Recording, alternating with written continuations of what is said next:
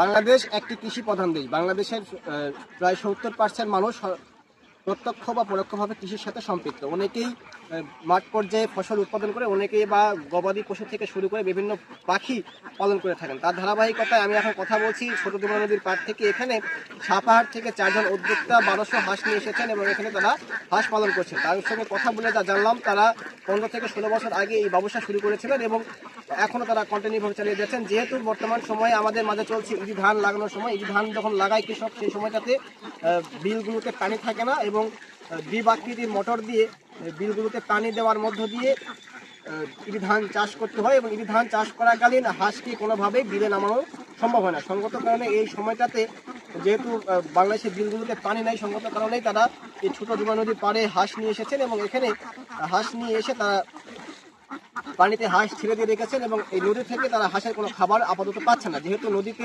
নদীতে আসলে হাঁসের খাওয়ার মতো একমাত্র এই শামুক জাতীয় ইয়ে ছাড়া, খাবার ছাড়া নেই। আর শামুকের পরিমাণটাও অনেক কমে গিয়েছে যেহেতু নদীতে পানি না। সঙ্গত কারণে তারা বাহির থেকে খাদ্য দিয়ে হাঁস পালন করছেন এবং তাতে করে কিন্তু কিছুটা তারা লসের সম্মুখীন হচ্ছেন বলে আমাকে জানিয়েছেন। তারা প্রতিদিন যে ডিম বিক্রয় করছেন বর্তমানে, সেই অনুযায়ী তাদের হাঁসের যে খাবার খরচ সেটাই বর্তমানে উঠছে না। তবে তারা জানিয়েছেন যে সময়টাতে বর্ষা মৌসুম থাকে সেই সময়টাতে বিলে হাঁস ছেড়ে দেন এবং বিল থেকে খাদ্য গ্রহণ করে এবং সেই সময়টাতে যে লাভের যে লভ্যাংশটা তারা পান সেটা দিয়ে পুরো বছরের খোরাক তাদের মেটে। দর্শক, এখান থেকে মূলত এই টপিকে কথা বলার জন্য আমি এসেছি যে সাপাহার থেকে, আমি যেখান থেকে কথা বলছি এখানে থেকে সাপাহার প্রায় 50-60 কিলোমিটার দূরে। সেখান থেকে তারা 1200 হাঁস নিয়ে এখানে এসেছেন এবং তারা 15 থেকে 16 বছর যাবৎ এই ব্যবসা চালিয়ে যাচ্ছেন। আর একটি কথা বলি, আমরা বাংলাদেশে অনেকেই নিম্ন মধ্যবিত্ত পরিবারে বড় হয়েছি বা নিম্ন মধ্যবিত্ত কৃষক পরিবার আসলে মধ্যবিত্ত বা নিম্ন মধ্যবিত্তের বেশি। তারা নিম্ন মধ্যবিত্ত পরিবার থেকে উদ্যোক্তা হতে গেলে আসলে গরু ছাগলের ফার্ম করাটা অনেকের পক্ষেই কষ্টদায়ক হয়ে ওঠে। যদিও বা কৃষিতে পরিবর্তন ঘটছে, অনেক শিক্ষিত তরুণ উদ্যোক্তা কৃষিতে আসছে এবং মোটা অঙ্কের অর্থ ইনভেস্ট করার মাধ্যমে তারা গোখাদ্যের খামার তৈরি করছে। কিন্তু যারা একটু অর্থনৈতিকভাবে ক্ষুদ্র, তাদের পক্ষে আসলে গোখাদ্যের খামার করা সম্ভব নয়। তারা কিন্তু এরকম হাঁস পালন বা মুরগি পালন করে আস্তে আস্তে সফলতার মুখ দেখছেন। তার ধারাবাহিকতায় তারা 15-16 বছর থেকে এই ব্যবসা শুরু করেছেন।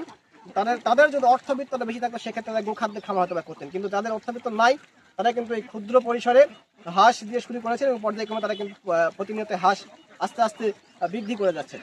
তো এখান থেকে এই উদাহরণ মতো ছিল আমার কাছে। এখন আমি হাঁস চাষির সঙ্গে কথা বলবো এবং তার কাছ থেকে হাঁস পালন নিয়ে কিছু সার্বিক তথ্য জানার চেষ্টা করবো।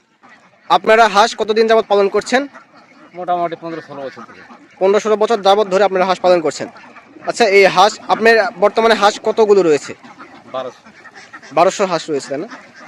এই হাঁসে কি আপনারা শুধু মাংসের জন্য উৎপাদন করেন না ডিম ডিমের জন্য? শুধু ডিমের জন্য। পরবর্তীতে হাঁসকে আপনারা বিক্রয় করে দেন? যখন ডিম শেষ হবে তখন বিক্রি হবে। এটা কি মাসে আপনারা হাঁস কিনে পালন শুরু করেন এবং কি মাসে বিক্রি করেন? এটা কোনো মাছ আমার মানে কেহা নাই।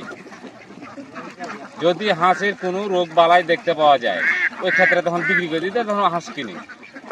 হাঁস 12 মাসই হাঁস থাকে। আপনারা হাঁসের বাচ্চা কিনে হাঁস পালন করেন না একবারে? না, আমি হাঁসের বাচ্চা পারি না, আমি হাঁসের বুড়া হাঁসই পারি। বুড়া হাঁসই কিনে নিয়ে ডিমের জন্য চাষ করে থাকেন। আচ্ছা, আপনারা কি কোথা থেকে এসেছেন এখানে? মধুল ছাপাহার থেকে এখানে এসেছেন। আপনাদের ডিম প্রতিদিন কত পিস করে হচ্ছে? এখন 700 হচ্ছে। 700 পিস করে ডিম হচ্ছে। ডিমের দাম এখন কেমন? ডিম প্রতিদিন কিরকম বিক্রি হয়? ডিম এখন মানে 10 টাকা পিস, মানে 1000 টাকা সহ। 1000 টাকা সহ। তো ডিম বিক্রয় করে কি লাভের সম্ভাবনা দেখতে পাচ্ছেন? এখন বর্তমান লস। হাঁসকে খাবার দেন কি? এই ধান, ফিট, গম, ভুট্টা। খাবার প্রতি 1200 হাঁসে কত টাকা খরচ পড়ে প্রতিদিন? 7000 যায়। আর ডিম থেকে কত টাকা আসে? ডিম থেকে প্রায় 6000, 6500 এভাবে আসে। আর আপনাদের লেবার তো মনে হয় 3-4 জন আছে, তাই না? হ্যাঁ। সেক্ষেত্রে আপনার লেবার কস্টিংই তো আসতেছে না? আসে না, কিন্তু এখন হয়ে যে মানে যখন ধানটা কাটবে, হ্যাঁ, যখন আমন ধানটা কাটবে, যে বর্ষালে ধানটা কাটবে না, তখন ধানের মধ্যে পড়লে এই খরচটা আর লাগবে না।